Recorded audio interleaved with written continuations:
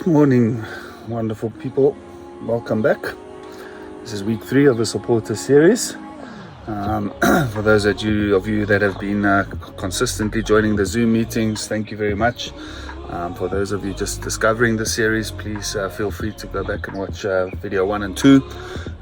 We conduct our formal discussions on Zoom on a Thursday evening at 7, and the details should be in the comment section of the video. Yes, it's been a difficult weekend. We had to attend a funeral of a friend of Johara, Mr. Steve Trollope. He was very instrumental in providing us his property for the Johara use, and very, very supportive of us continuously. Character larger than life, and unfortunately he passed away last weekend. So yeah, tough weekend, and I'm sure you'll understand the reason this video is a day or two late. But nonetheless, thanks to my tardiness, the homework this week is going to be quite easy. All I require is that you break one of the rules from last week and find time to watch a documentary on Bill Wilson, the founder of Alcoholics Anonymous, and we will post the link to YouTube to watch that video. It is a very, very, very, very good video, just describing how AA actually developed.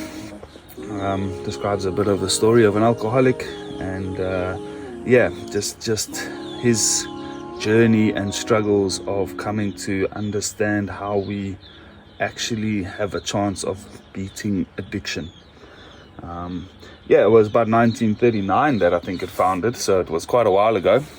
And the story of it is quite profound, actually. I know there's mentions of him having to be awarded special awards and accolades for being a special man and bringing something into the world that I don't think we've quite comprehended the impact it's actually had.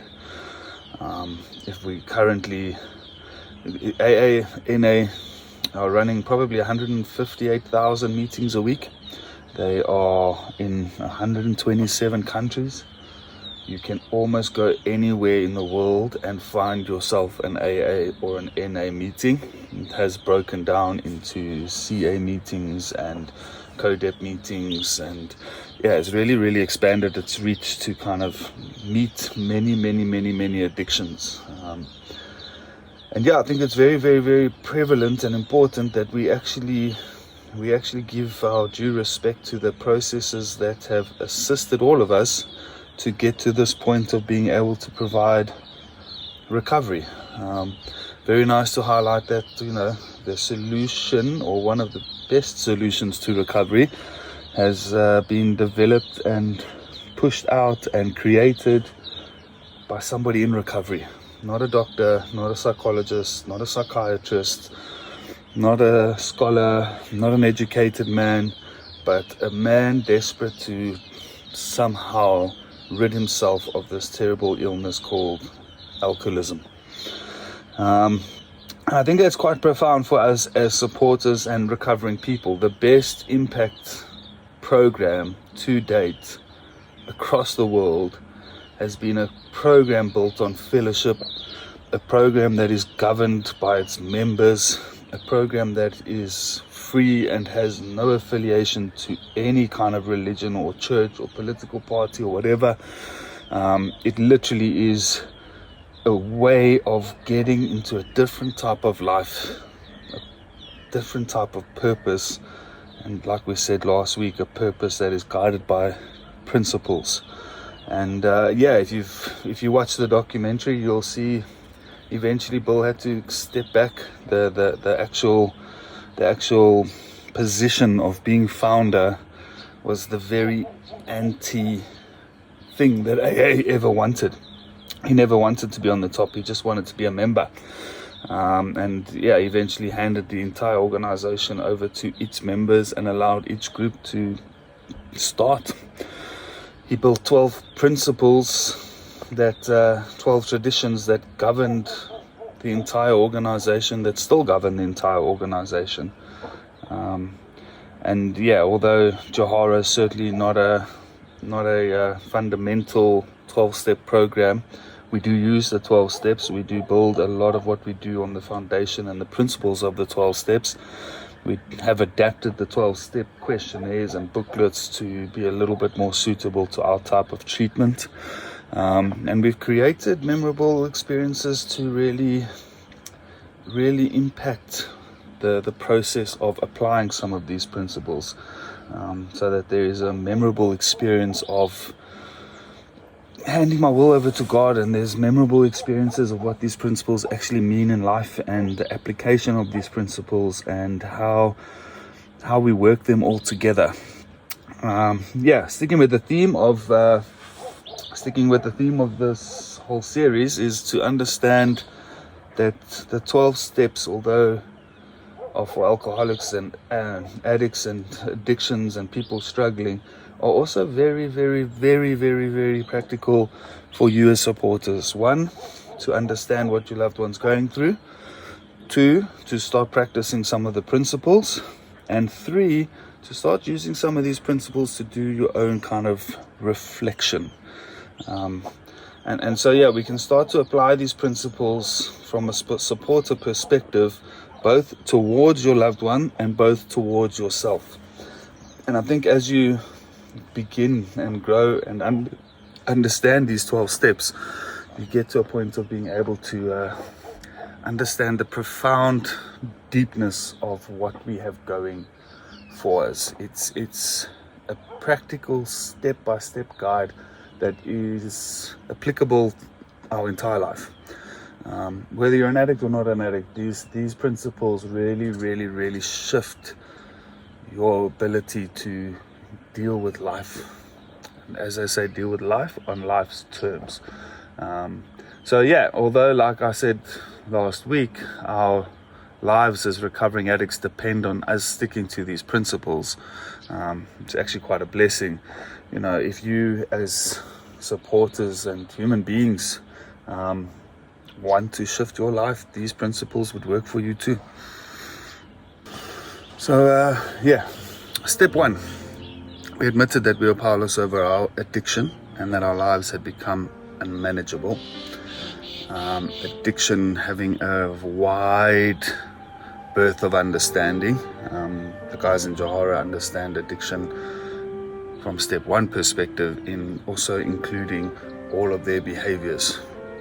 Powerless over my need to control, powerlessness over my arrogance, powerlessness over my anger, my aggression, powerlessness over my people-pleasing, social anxieties, depression. All of these behaviors and feelings and things that we've got that make us feel powerless fit into that category of addiction. This is not just I'm powerless over drugs or alcohol. That's a given, that's an easy admission. But understanding the depth to which your powerlessness goes is quite important from a step 1 treatment perspective. When you start to apply this principle to yourself as a supporter, one can then start to understand it works when we add things like control, anger, inability to say no, those kind of things, a lot that we discussed last week. And I think in admitting that we have these patterns and these behaviors that we've lost control over, we can start to see what may be creating the unmanageability of our lives and existence. And so when we start to define the severity of addiction, we're actually not looking at how much people are using or, what kind of physical state they're walking into. What we're really evaluating in terms of the severity of the addiction is just how unmanageable their lives have become. Just how disrupted all of the main areas of their lives have become. And as supporters, you can also start to evaluate and highlight places and areas of your life that need to be re-looked at. Some of these main areas are obviously your financial stability, your social life, your personal life, your spiritual life, the rest of your family, your work life. There's categories within our existence that seem to become more and more degraded and more less important. And we stop spending the time and energy and resources in developing these areas of our life, and we slowly but surely see addiction rob us of the ability to keep all of these things together. And all these areas of our lives are important. We can't function without these areas being alive and active and healthy. So yeah, if you take gaming addiction, for example, one looks at how much of an impact has that had on them socially, financially, physically, how much sleep are they getting from a family dynamic, how much time are they spending with their families, what are the relationships looking like, from a work, have they lost their job, are they even capable of working? Yeah, all these areas seem to disappear slowly but surely once addiction takes hold of you. And I think as supporters, if you put your loved one's name in terms of addiction, yes, I'm powerless over my loved one, and in attempting to exert some kind of power and control over my loved one, my life has become unmanageable. That's when your denial starts to break. That's when you can start to look at your situation and your loved one's situation from a more clearer perspective, because we have to get to a point of coming to terms with and accepting, and as the step says, admitting that we are in fact powerless over our loved one and our loved one's addiction, and that in attempting to control it, that our lives become more and more unmanageable.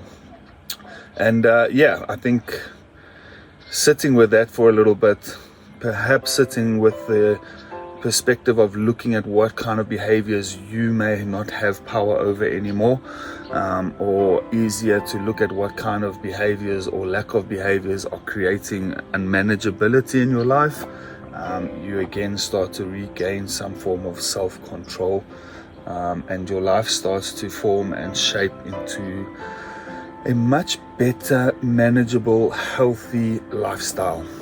And so part of your journey of recovery from step one, from this admission, is that you on your own start to repair and reprioritize different aspects of your life. You bring your life back into management. Disclaimer at this point quickly, it's very easy to get your life back into management while your loved one's in treatment. Many of you want to take some time out. Very good, I support that. Many of you want to rest from the chaos and the crisis. I very much support that. Many of you want to just regain some kind of work stability and family stability. Very, very good. But yeah, I think it's also important to rebuild and reinvest in relationships. I think it's very important that you look at the rest of the family members in terms of what their needs are.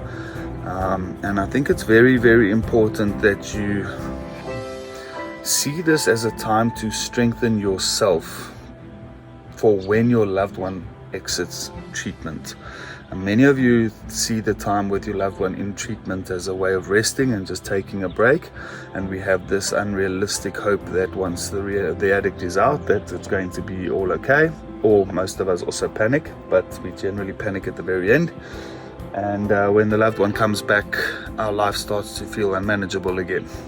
And the control starts to kick in, and we try our very, very best to ensure that we have an outcome that's going to suit our narrative, the supporter's narrative of what recovery needs to be. And in order for recovery to work, and this is a very, very big principle of Johara, is that the one in recovery needs to be taking personal responsibility for their recovery.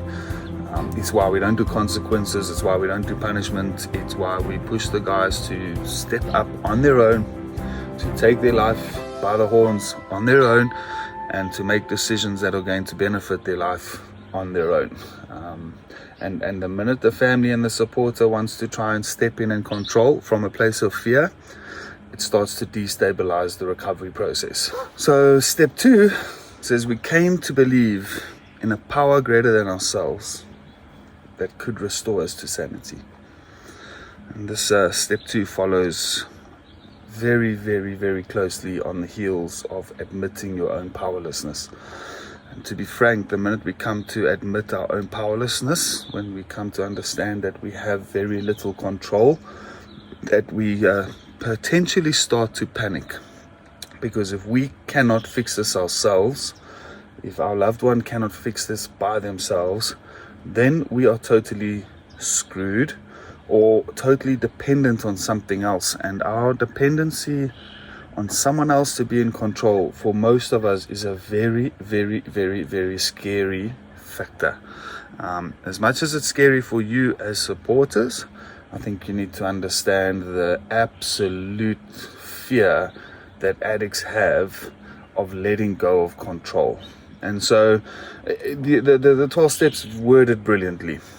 It says we came to believe, which defines a very, very formal process. It defines a process that is not specifically in time. It allows the person the chance to really explore and to challenge and to understand and to get to grips with a new kind of belief that perhaps they're not the ones that are going to be able to fix themselves, that perhaps they need something outside of themselves to help them to recover. Now, many of us supporters, specifically many of us addicts, we have really have this belief that we need to be self-sufficient, that we cannot ask for help, that asking for help is a sign of weakness, and that if we're not capable of doing this in our own strength, that we are then defined as incapable people. And the mentality and the principle of addiction is that we can't do this alone. None of us, not the addicts nor the supporters. And if you read those steps, you'll see the first word pretty much of every step is we. We admitted we were powerless. We came to believe. And that we is just a very profound notion that together we can overcome many things. But on our own, we do not have the power to overcome this addiction. And so we've come to believe that there is something outside of ourselves that could restore us, that could restore our families, that could restore our loved ones to sanity. That word sanity is really cool. To understand from watching the documentary that the treatment of alcoholism began in insane asylums, and that people were literally treated as psychiatric individuals, and some heavy experimental psychiatric stuff in the early 1900s was happening on alcoholics. And so the restoration to sanity is quite a nice word. And to be frank, when we talk about addiction and alcoholism, the insane part of this addiction is even once we're clean, that we start to think we can control it again. The insanity is picking up again. The insanity is not what's happening in and around us when we're drinking and drugging. That's not the insanity. The insanity is not the outcome and the consequence of chaos from drinking and drugging. The insanity comes in when we have clean time, when we're sitting in Johara, when we're understanding the principles and the consequences and the impact of our addiction, when we leave Johara with a profound intent to never ever use again, but somehow we allow our thinking to regress to a point of saying, I can have just one. And a lot of times we've got some phenomenally good excuses. One tough day at work, if I can just use a line, I'll get through this project, everything will be good. I've been clean for 2.5 years now, so surely I can manage just this week. I'm away, I'm just going to take it easy. I just need one drink, I just need one glass of champagne. It's my wedding, it's my sister's wedding. Oh, it's the funeral. I've got to have a tot of whiskey to commemorate the loved ones that I've lost. We can easily get ourselves into a thought process that says, I can manage this again. And that's insane. That is absolute insanity. That is completely against the reality of what we've come to understand and believe in, which is we can never touch this stuff again. And as supporters, I think it's crucial to understand that. I think it's crucial to understand that if you think that your loved one should be able to have a drink, a glass of wine while we're away overseas, that they should be able to share a beer while watching rugby, that certain medications will be okay, that, surely we've overcome the bad part of this, that, if you just don't do the hard drugs, the alcohol will be fine, that if you just learn to manage yourself better, that it will be okay. It don't work like that for us. Challenge what you already think you know, question what you know, re-establish whether this knowledge that you may or may not have is actually helpful and accurate and working in your favor, and take time out to go through a process of questioning the very beliefs you've held onto for so long, because beliefs are dangerous things. A belief is not a reflection of reality.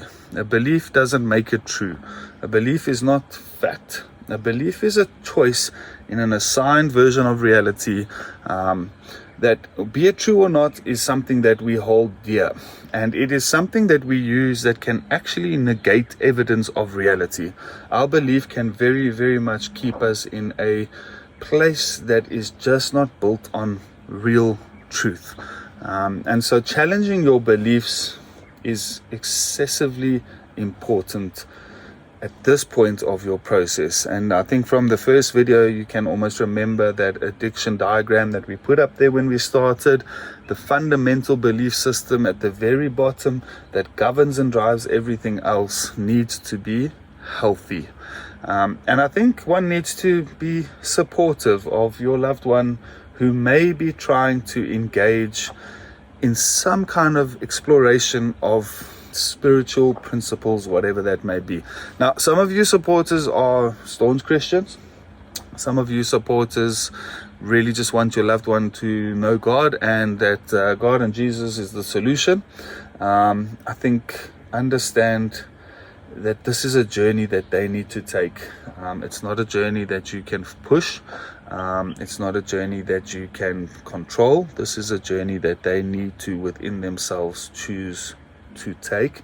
And it's a belief restructuring that needs to happen on their own. Yes, we've got to provide some guidance, but I can tell you from experience, there are many religious beliefs that we picked up or that we perceived or misperceived growing up that just did not bode well for our ability to develop relationships with the God of our understanding.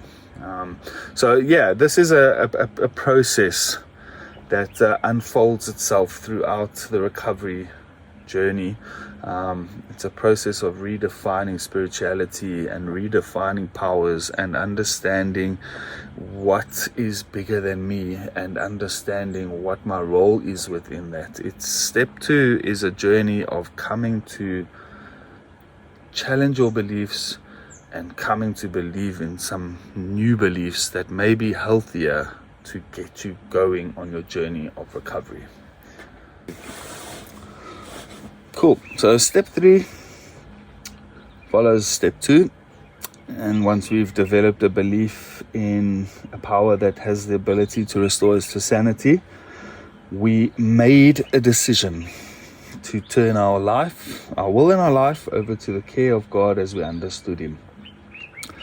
Now, if we get to a place of understanding that we don't have the power to fix this, we are powerless, our lives have become absolute chaos, and we've gone through a process of saying, well, if I'm powerless and my life is chaos because I do things my way, then there has to be a different way, a better way.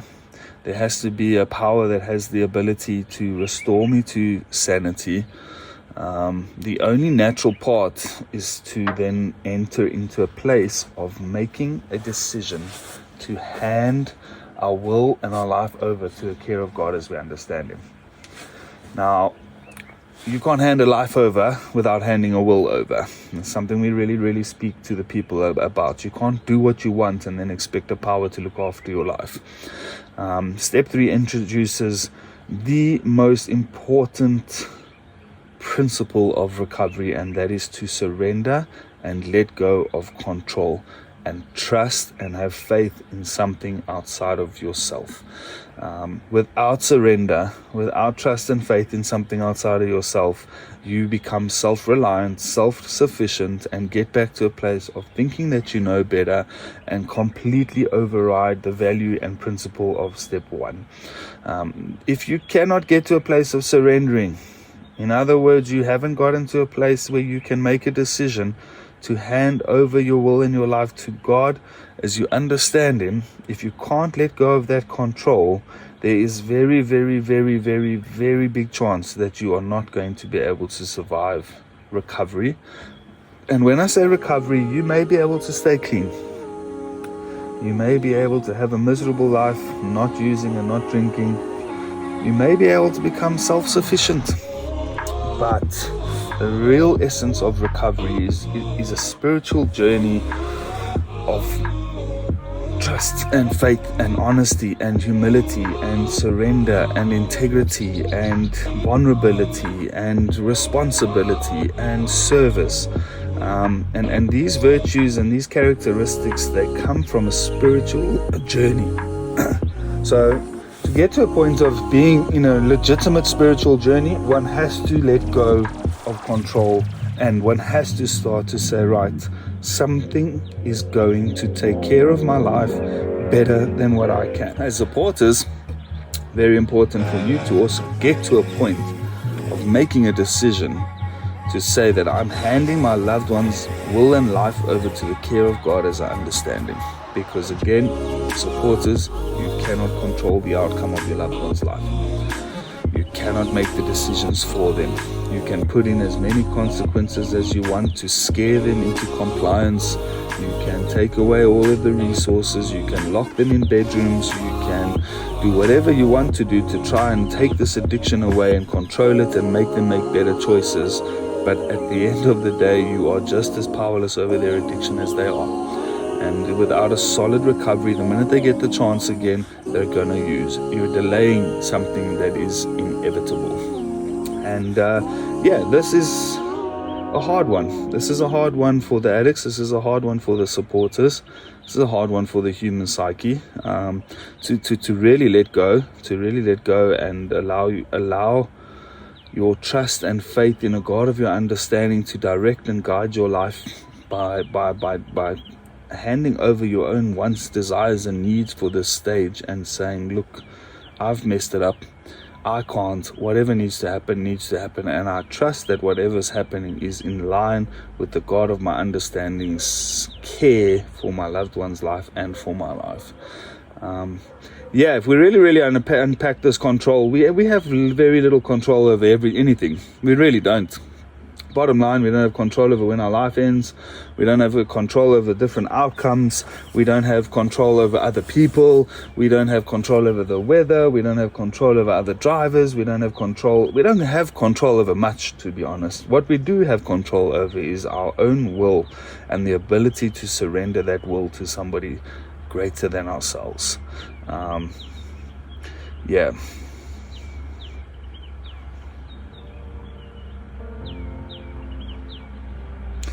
Those of you that are religious and you practice Christianity, I think many of you have cried out to God to help your loved one. I think many of you have cried out to God to save your loved one. I think many of you have gotten to a point in your life where you've realized you just can't do it. You've tried and your efforts have failed. And I'm sure many of you understand that at that point God has really stepped in to give you a way out. The addicts certainly understand that in their desperation they've cried out to whatever God they understand to be to come and rescue them, and they've been rescued. They've been taken out of their chaos. They've been placed into the beautiful Johara, and that desperate surrender of saying, I can't, please God, you can help me, is the one thing that needs to remain constant in our life. But what happens is the minute we get out of the chaos, the minute we get a little bit of hope again, the minute we get a little bit of a little bit of sanity restored, we begin to believe that we can take back control and do it ourselves and our way again. And that is probably the most damaging mentality to any recovery process. We have to remember the very process of desperation, crying out for help, coming to a point of knowing that you can't do this anymore, and surrendering the outcome to God. The only person that could possibly come up with a solution was the very thing that got you to this point. And I wish and I pray and I hope that as supporters and recovering addicts that we will remain in a position of full surrender. A position of step 3 that says, I am handing my life and my will over to the care of God as I understand Him. And I'm going to trust and have faith that God is going to care for us way better than we ever could. And I just need to let go of the control and life will be better. Cool, so step 1, 2, and 3 are the foundations to the rest of the process. We cannot work the rest of the steps and we cannot continue in recovery if we do not maintain step 1, step 2, and step 3 as our day-to-day existence of foundations. And they summed up very little. I can't, He can, let Him. I can't, He can, let Him. Morning, my name is Mark. I'm a recovering addict, meaning I can't control this addiction. I'm in a process of recovery, that I am not the one that can take charge of my life, and that I'm not the one that can care for myself better than what God can. And I need to surrender the outcome of all of these decisions and daily things. I have responsibilities, don't get me wrong, but I remain in a position of I can't, He can, let Him. Don't get back in that driving seat. Don't think you've overcome. Don't think that you're now suddenly 12 years clean, 16 years clean, 18 years clean, 50 years clean, that all of a sudden you're no longer powerless, your addiction's gone away, you don't need anything or anybody to help you with life again. That is setting yourself up for dismal failure. I can't, He can, let Him. A wonderful way to live, to be honest, a wonderful way to live. It alleviates so much pressure and so much difficulties and so much stress and frustration to develop trust and faith in a God of your understanding outside of yourself that can care for your life better than you can. There is absolutely nothing more rewarding in life than that very, very thing. So yeah, I think going into the rest of the steps, step 4 and 5 and 6 and 7 all the way to 12, we have to first acknowledge step 1, 2 and 3 as being the predominant steps that keep us grounded in recovery. Alright, so step 4 and 5. Step 4 says we made a searching and fearless moral inventory of ourselves. Now, the guys get prepared through Johara over months and months and months to get to a place of being able to engage with step 4. Step 4 requires a very specific level of self-reflection and personal responsibility. It deals with all of the blame and the resentment and the anger and the hostility that we've carried that has driven our addiction for all these years, and it looks at the opposite side of the coin as to what we, the addict, done to contribute or cause or create these resentments and blames. How have we engaged in the relationships with people that we resent that has not helped the outcome? What is our responsibility in terms of change that needs to take place so that we can enjoy better life and better relationships? This becomes a massive thesis. The guys take 4 to 6 weeks. You're talking 3, 4, 5, 600 pages of written work, evaluating every relationship, resentment, romantic relationship, evaluating shame and guilt and doubt and self-obsessions, evaluating fears and how those have played out. It really is quite a thesis, but it shifts the addict 180 degrees. If you think you've seen change up to the step 4 point, just wait until we get through step 5. The real change is still coming. And as sponsors, one is able to go through your own moral inventory. You're able to go through your own searching and fearless moral inventory. You're able to go and look at all your resentments and your anger and your disappointments. You're able to go and look at all the broken relationships and why you feel that they're broken. You're able to go and just write it all out and say, you know what, this is my anger. And then you're able to go and write out, okay, once the anger's out, let me go and write what is my part to play. Where have I gone wrong in this situation? And you turn that magnifier onto yourself and you start to look at yourself. And the minute you start to really take an honest reflection and an honest inventory of you and what you've contributed to these problems, your resentment slowly but surely start to dissipate. Because it's very easy to resent other people. It's not so easy to resent yourself. And 9 times out of 10, specifically for the addicts, it's easy. Their behavior has been 1,000 times worse than anybody else's. Their need to forgive themselves rests solely on the ability to forgive others. And once we've looked at ourselves, what others have done to us becomes almost immaterial. And the beauty about step 4 and then step 5, which is, to confess to yourself, to God, and to another human being the exact nature of your wrongs. The beauty of that confession, the beauty of that coming to terms with actually knowing who you are, owning your own wrongdoings, owning your own moral shortcomings, is that we completely eradicate all of the fuel that our addiction has been driving off of. And our addiction drives on resentment and blame and denial and self-pity and woe is me and the world's out against me. But that's not the truth. The truth is we gave up. The truth is we stopped taking decisions. The truth is we ignored what we were responsible for. We may have had 1,000 justifications for it of reasons why, but the reality is 9 times out of 10, we did something that could have changed the outcome of that. And we didn't do that something from a place of fear.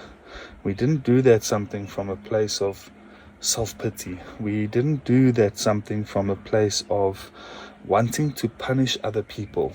It would do you supporters a world of good to take a good hard look at your resentments and your contribution to those relationships. I wouldn't encourage you to go into the depths of step 4 because it really is a journey that creates quite a lot of emotional upsets and problems. It's not easy for the residents to go through step 4. During step 4, we do see a shift back into old behaviors. We do see a lot of emotional stuff coming out, which is exactly what it's designed to do. So if someone's going through step 4 without the emotional upsets, they're not doing it properly. And like I said, step 4 is the most important step of treatment, but it's only doable if the person's ready to face themselves. It's no point giving anybody step 4 that hasn't come to a place of being ready to face themselves, because all we'll do is just re-ingrain and re-establish all of the anger and resentment patterns. We will just recreate the very person that walked up the driveway. It's an important concept. Now, just briefly, step 5 is something we do. They read their step 4 out to a counselor, and the counselor processes each and every word that's been written there, and really starts to highlight and unpack the different patterns that have been playing out for years and years. And we identify what we call the golden thread, which is the same patterns of behavior that pretty much contribute to all of the problems. We all have it. And if we can identify that golden thread, the person in treatment is very, very unlikely to repeat that, or at least when they're repeating those patterns of unhealthy behaviors, they'll be well aware of what's going on, and more importantly, where is this pattern. But anyways, step 6 and 7, this is where it gets real interesting. Nobody really takes this to heart when they do step 6 and 7. Nobody really understands the real deep meaning behind step 6 and 7. Step 6 says we were entirely ready for God to remove our defects of character.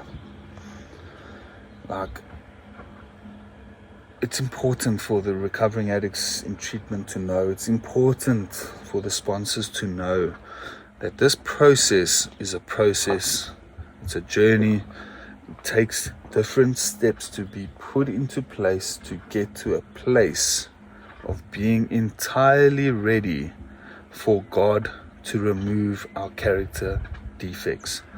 A lot of people get this very wrong. They want to manage their behavior, they want to control their behavior, they want to stop certain behaviors, and they want to do it within their own power. Now, naturally, as the drugs come out of this situation, naturally, as we enter into a stable community of recovery for recovering addicts, naturally, as the chaos exits a supporter's life, that some of our behaviors and our character defects dissipate. All right, there's no need for them anymore because the chaos is gone. That does not mean that your character defects have gone away. It just means that your circumstance has changed, and there's a likelihood of your circumstance returning in about 3 to 4 months. So you really need to get to understand that by the time we have completed step 5, that is the point in the process that we are now ready for God to remove our character defects. Now, a lot of our character defects are actually defense mechanisms designed to keep us safe and designed to keep us sane. Now, this might sound crazy, but a lot of people that have self-esteem issues, a lot of people that have arrogant issues, a lot of people that have anger issues, a lot of people that have depression issues, a lot of people that have identity issues, these have all been developed to keep us safe from something. These are not something that can just be taken away, that can just be discarded, because the minute we discard some of these defense mechanisms, we leave the individuals extremely vulnerable, and vulnerable individuals do not function well. And so, having gone through a long process of step 1 and 2 and 3 in Johara, the SADP, SAP, codependency, boundaries booklets, perfectionism, all the drugs of choice, all the group therapy, having gone through this process, we get to a position in our recovery where we're actually strong enough within ourselves. We've owned all of our shortcomings and our defects. We've owned all of the damage. We've looked at ourselves and we've come to perceive life differently. It is only at this point that we can start to really allow God to remove some of these defects of character and to shift ourselves fundamentally from a very deep internal perspective. Controlled behavior on the outside is not changed behavior. And, we're really wanting deep internal change. And again, and I know this starts to get a little bit difficult for people to swallow, again, we don't have the power to take these character defects out of our life.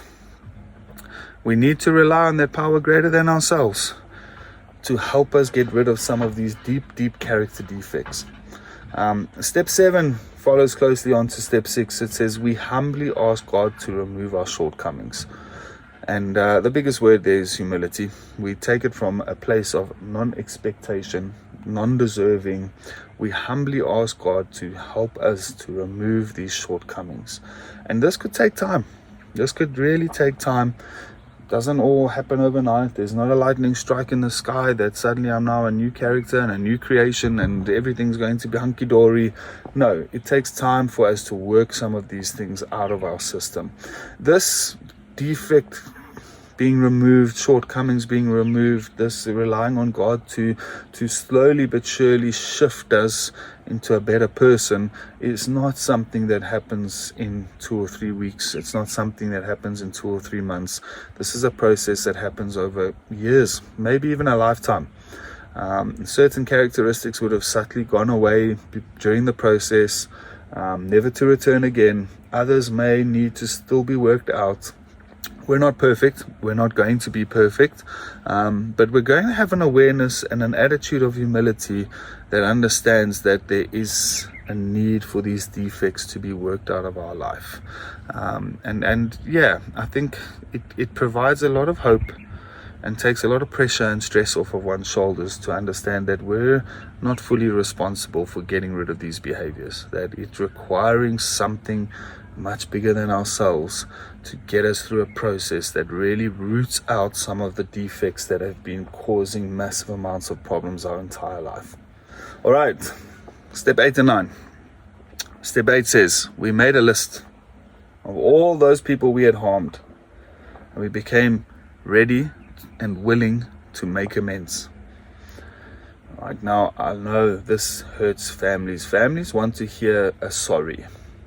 Families want to have their loved one take responsibility for the impact and the damage they did to their life. And they want it quick.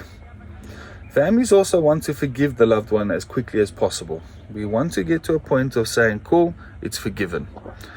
When we're writing our collateral letters, we don't want to cause more damage. When the addict phones in month 2 or 3 and says, sure, you know what, I'm really sorry, I've been such a bad person, and we've had this group, and now I understand the impact my addiction had on your life, and I just want to apologize and tell you how grateful I am. Feels amazing. Feels great. Means nothing. Means nothing. So to be looking for that letter of apology, to be looking for that ownership, doesn't have any valuable meaning in the long run. Because in the long run, the only thing that you're really looking for is a lifestyle of amends. What you're really looking for is the individual to change the very character that has been causing so much disruption in your life. And what I'm really looking for from the people in recovery is an understanding of the long-lasting damage and consequence that their addiction has caused on all of you. An apology letter is not enough. A phone call to say sorry is not enough. We have to live this amends forever and ever and ever in order to make up for the damage that we did when we were running our addiction. And I want to say this to you supporters. I know you love your loved ones. Addiction's looking for the forgiveness so that they can feel better again and continue. It's way too easy for us as addicts in treatment to apologize and cry and say sorry. And it's way too easy for the family to turn around and say, it's long gone, it's forgotten, don't worry, we don't hold it against you, you're forgiven. And automatically what happens is all the guilt disappears, the shame don't disappear, but the guilt goes, and I feel like, okay, well, now I've done all I need to do to make it well again. Let me get back to self-centeredness. And so I think supporters, it's important to understand the true meaning of making amends is to change your life. The true apology is a changed behavior. And your forgiveness, cool, it's there. Forgiveness is there for you, but it should not be used to let the addict off the hook. The addict needs to make amends and live amends and undo to the best of his ability some of the damage that's been done. And as supporters, you need to take ownership at this point of understanding that some of the damage that has been done is ultimately irreparable. I'm not going to make this a heavy stance, maybe we'll get into it later, but the direction that this addiction took many of your lives has fundamentally changed you and robbed you of life. And that's something that you need to know, because it's something that needs to keep the seriousness of what we're doing in terms of recovery alive. And so yeah, please, I do ask. I know in some instances, and the way the NA thing's been portrayed on movies and stuff is that we have a meeting and we write a letter and we shed some tears and we apologize, and everybody that's on the other end of our apology either needs to be a good human being and forgive us and let us off the hook, or deny forgiveness and say you've done too much damage, I'm not forgiving you. But the addict walks away from that one meeting feeling vindicated, feeling as though they've now done their recovery, feeling better about themselves, and it's become a self-centered process of getting rid of my guilt. We don't teach that at Johara. We teach amends as a motivation to do better in life. So step 9 says we made amends wherever possible, except when to do so would harm them or others, or ourselves. Like we can't be creating harm with amends. I've seen over the years many people, they decide they're going to go and make amends with their ex-girlfriend because they did so much damage. It's going to harm her. It's going to harm them. They're going to spark something that doesn't need to be sparked. We're going to reopen wounds that don't need to be opened. Yes, we're going to go and do something that's just going to bring flashback memories to another person who actually has no interest in your life anymore. And the addict's going there to make themselves feel better and maybe to get another shot at the girlfriend or the boyfriend or whatever. we can't be using this amends as a manipulation tool. And you'll notice step 8 and 9 come only after 6 and 7, which comes only after 4 and 5, which comes only after 1, 2, and 3. 1, 2, and 3, I can't, he can, let him. 4, good look at myself. 5, acknowledging to myself, to another human being, to God, just exactly where I went wrong.